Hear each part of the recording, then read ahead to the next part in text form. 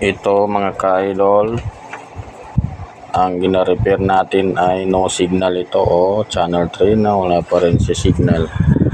So, pag ganito mga ka-idol ay sira ang ating tuner or walang supply.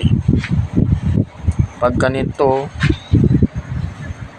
kung mag-change kayo ng ibang branch ay titingin lang kayo sa data. Kukuha tayo ng sample dito sa may board.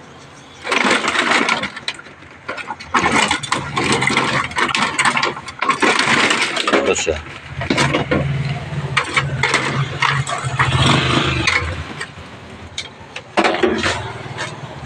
So ito pwede ito mga ka-idol, tuner ng LG. So pareho din sila ng kalat.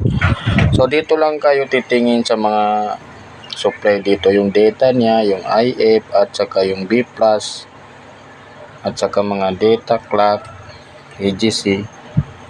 Kailangan yan ay pare-pareho ang supply ng mga paano. Pwede niyo yan gamitin dito sa ibang branch. Ito Sharp ito at yan ay LG. Ganyan lang kadali mga ka-idol.